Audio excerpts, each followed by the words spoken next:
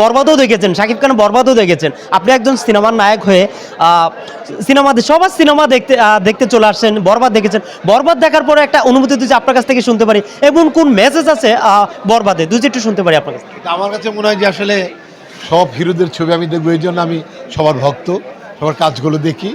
আর বরবাদটা একটু অন্য অ্যাঙ্গেলের মুভি হয়েছে, একটা ভীষণ অন্যরকম একটা মুভি, সেটা নিয়ে অনেক আলোচনা হচ্ছে, সমালোচনা হচ্ছে।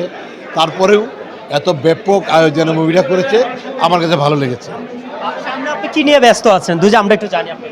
আমরা তো মানুষ মুভি নিয়ে ব্যস্ত আছি।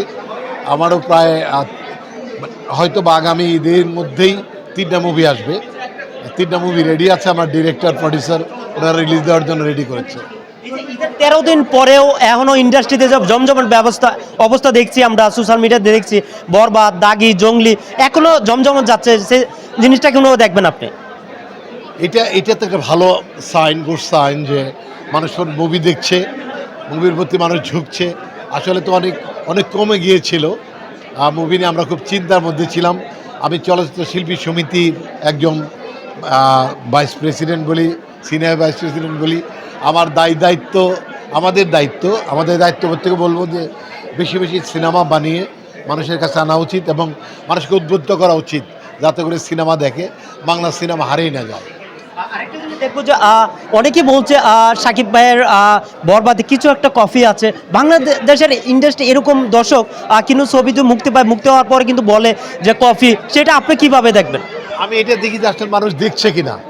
মানুষ যদি দেখে সেটাই ভালো, কারণ কপি সিনেমা তো আগেও হয়, এটা অন্যায় কিছু না, স্বীকার করলে হয়। তবে আমার মনে হয় যে ছবিটা যেহেতু চলছে, ভালো চলুক, সবাই দেখুক। 27 কোটি টাকা বিজনেস করেছে বরবাদ এই পর্যন্ত, সেই বিষয়টা কেউ দেখবেন, বড় কিছু পাচ্ছেন না সেই বিষয়টা? 27 কোটি টাকা ব্যবসা করেছি কিনা আমি জানি না, উনি আমাদের কাছে সে প্রমাণ আছে, আমাদের কাছে সেটা আছে, সেই বিষয়টা আপনি কেমন দেখবেন? আমি জানি না। আমাদের ভাই আজকে দেখলাম যে জঙ্গলি দেখতে আসছেন, জঙ্গলি কেমন দেখছেন? আমি আসলে একটা মুভি দেখলাম এইমাত্র, আমার পুরো পরিবার নিয়ে, দাগি মুভিটা দেখেছি আজকে, এখানেই দেখি, মাত্র শেষ হয়েছে মুভিটা। তবে জঙ্গির জন্য জঙ্গলিতে অভি দাওয়াত করেছে, অভি ভাই, আমি শুভকামনা জানাবো এবং ছবিটা ভালো হোক। আজকে হয়তো দেখবো না, এর মধ্যে জঙ্গলিটা দেখবো। জঙ্গলি কিন্তু যারা অবশ্যই রিভিউটা দেখেছেন আপনারা, কানতে কানতে দর্শক বের হয়েছে, অনেক সুন্দর জঙ্গলি সিনেমা হয়েছে, সেই জিনিসটা নিয়ে কেমন দেখবেন? বাংলা ইন্ডাস্ট্রিতে দর্শকমুখী, হলমুখী হচ্ছে দর্শক, সেই বিষয়টা কেমনভাবে দেখছেন আপনি?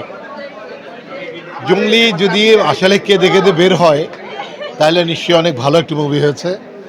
আমি মুভিটা অবশ্যই দেখব, যেহেতু আজকে একটা মুভি দেখেছি, এই জন্য আজকে আর না দেখি। তো বরবাদও দেখেছি। ঈদের মুভি সবগুলোই ভালো হচ্ছে, তবে খুব ট্র্যাজেডি হচ্ছে, উৎসবমুখর, আনন্দমুখর নয়, সবগুলো বেদনাদায়ক মুভিগুলো। তবে ঈদের মুভি আগে ছিল অন্যরকম, একটা আনন্দ ছিল, উৎসব ছিল, এটা রিভার্স হয়েছে। বাট মানুষ তো দেখছে, সবচেয়ে বড় জিনিস মানুষ দেখছে। আমরা দেখবো যে বেশ কিছু সিনেমা কিন্তু ঈদে মুক্তি পেয়েছে, তার সাথে কিন্তু জঙ্গলি, দাগি, নিশু ভাইয়ের দাগি, আর শাকিব খানের বরবাদ, বেশ কিছু সিনেমা কিন্তু জমজমাটি ইন্ডাস্ট্রি ব্যবসা হচ্ছে ইদানিং আমরা দেখছি। এর আগে দেখেছি যে শাকিব খানের সাথে 1টা থেকে 2টা মুভি মুক্তি পেত, এই ঈদে কিন্তু 4টা থেকে 5টা সিনেমা মুক্তি পেয়েছে, সেই জিনিসটা কেমনভাবে দেখবেন আপনি? এটা অনেক ভালো একটা উদ্যোগ, কারণ ঈদকে ঘিরে মানুষ মুভি দেখে আমাদের দেশে, যে ঈদের মধ্যে মানুষজন একটা উৎসবমুখর পরিবেশে মুভি দেখে। তো মুভিটা আমি বিশ্বাস করি যে কয়টি মুভি এসছে সবগুলোই আস্তে আস্তে জায়গা পাবে, পুরো ঘুরবে, হল ঘুরবে, সারা দেশব্যাপী ঘুরবে এবং সব মানুষ মুভিগুলো দেখবে। আপনি কিছুক্ষণ আগে বলেছেন যে